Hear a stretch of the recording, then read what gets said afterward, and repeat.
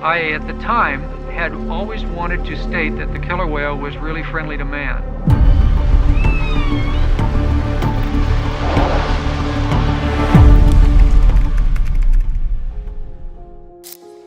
It's common knowledge that Hollywood is full of fake stories, overactive imaginations, and made-up fictional personas. But what happens when you discover that there's something much more sinister lurking below the surface? An outright deception that caused a tragic end to the star. And that star wasn't a famous actor, but rather an animal. This was Namu, an orca whose tragic real-life story sharply contrasted with the uplifting tale of Namu, my best friend. His life became a movie, celebrated and adored by many for decades. Yet just 2 weeks before the film premiered, Namu died due to horrendous living conditions, leaving a stark contrast to the gentle, playful creature on screen. His death was a brutal reminder of the impact of human decisions on killer whales. However, Namu's story doesn't end in tragedy, but rather it became a wake-up call, saving many of his kind from similar fates and transformed the world's perception of orcas. Namu was an adult male orca who lived a remarkable life, leaving a lasting impact on the way people viewed his kind. His story began in the waters of the Pacific Northwest in 1965, where he was born as a member of the C1 pod of the Northern Resident Community, a well-known Northern Resident orca pod in British Columbia. A few months after his birth, Namu's life took an unexpected turn. He was discovered entangled in a 22-foot salmon net near Namu, British Columbia, by a fisherman named William Kobit. This accidental encounter led to a life-altering change. Namu the Orca was subsequently sold to Ted Griffin, the owner of the Seattle Marine Aquarium, for $8,000. Griffin saw potential in this magnificent creature and decided to bring him to Seattle, a journey that took Namu 450 miles south of where he was. Ted Griffin's first encounter with Namu was astonishing. As Griffin approached the sea pen assembled for Namu's transport to Seattle, he saw the massive orca looming just 4 feet away. It was a moment that would define their bond. Namu made his presence known with a loud squeak, and Griffin responded with an and in less than a second, Namu echoed back with a squeak of his own. The connection was immediate. It was a costly endeavor, but Namu's presence would soon prove to be worth it to Ted. When Namu finally arrived in Seattle on July 28, 1965, Griffin was greeted as a hero and even received a key to the city. In captivity, Namu's daily diet consisted of 400 pounds of salmon each day. He quickly became a star attraction at the Seattle Marine Aquarium, drawing crowds of fascinated people eager to witness this remarkable creature up close. The word of Namu's arrival spread like wildfire.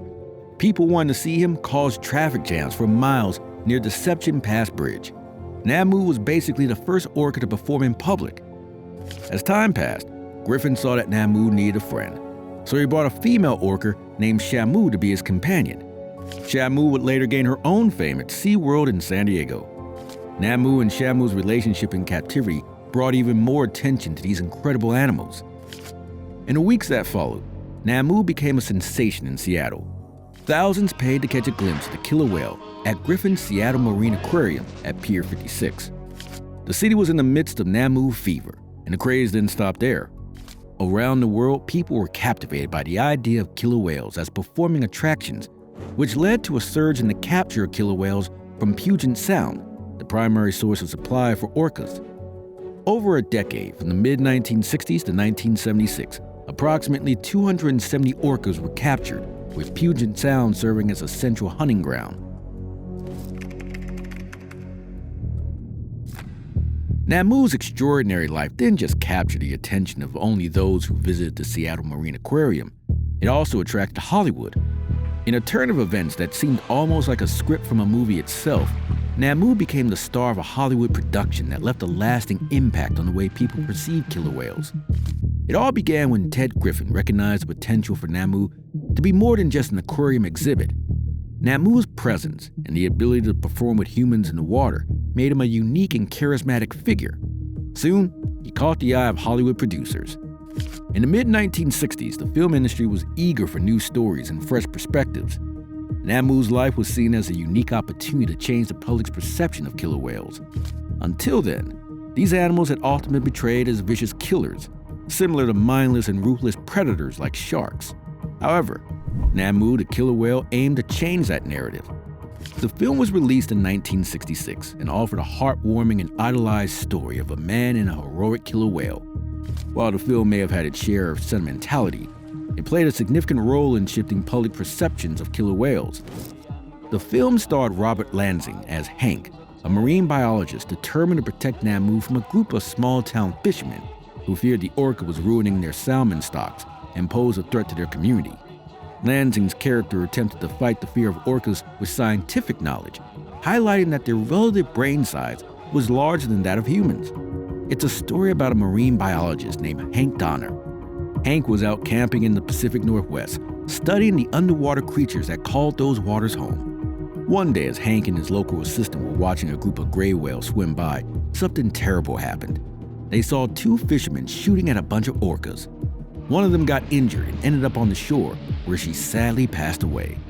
Her mate, on the other hand, stuck around, mourning her loss. Hank wouldn't stand for the hunting of the second orca, and he managed to set up a net barrier to keep the cove safe. This male killer whale became the star, and they named him Namu after a song in the movie. The locals, except for one lady named Kate and her daughter, didn't trust Hank. As Hank watched over Namu, he started to play with him. As time went on, some of the local kids came to the cove, and they started feeding Namu. One day, a boy stuck a sharp hook into a piece of fish and gave it to Namu, which made him go wild. The whole town got wind of what happened, and they decided it was time to take matters into their own hands. They marched down to the cove, armed and ready to kill Namu. It looked pretty grim for our killer whale friend, but Hank figured out what was causing Namu's suffering. To prove that the orca was peaceful, Hank put on some swimming gear and jumped into the water with him. This sight started to change the minds of the angry townsfolk. After all this excitement, Namu was ready for a change. He met another group of killer whales, and they all swam away into the open sea. The film explained that the understanding and connecting with these creatures was possible, and that they were not the monsters some had believed them to be. The name Namu would later be used as a show name for various orcas and SeaWorld performances. Despite its impact, the film faced challenges, including the untimely death of Namu just 2 weeks before its premiere. This event undoubtedly dampened the initial excitement surrounding the premiere. Tragically, Namu's time in captivity was relatively short-lived. After the filming of Namu the killer whale concluded, Namu was returned to his small pen on Seattle's Pier 56. Unfortunately, this move proved detrimental to his health, and on July 9, 1966, he passed away. Griffin, despite mixed feelings, said that Namu had succeeded in a supposed break for freedom, which ultimately led to his death. However, an autopsy revealed that Namu had been suffering from an acute bacterial infection, skin rashes, breathing problems, and a stomach infection likely contracted from sewage runoff in Elliott Bay, where Griffin had relocated him. Despite Namu's untimely death, the impact he had on people was undeniable. Thousands of local fans mourned his passing, and the aquariums around the world were inspired to obtain their own captive orcas. Namu the killer whale was later renamed Namu My Best Friend and found a second life on television. It was played often for approximately 40 years. For centuries, the native people of the Pacific Northwest revered orcas, seeing them as family members and respected creatures of the sea. However, the newcomers, especially salmon fishermen who viewed orcas as competitors, these creatures were considered vermin and dangerous killers. This led to a disturbing chapter where orcas were hunted, mutilated, and even used for target practice by the U.S. Navy in Icelandic waters. Ted Griffin's decision to capture Namu alive marked a turning point in the understanding of killer whales. He saw Namu not as a threat, but as a companion and a friend. Namu's capture and subsequent interactions with Ted Griffin proved a unique opportunity to study and learn about these mysterious creatures.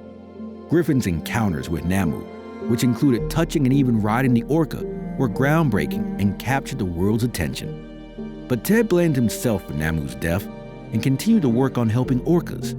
In August 1970, he encountered a superpod of 90 to 100 orcas, possibly the entire southern resident population, captured behind nets.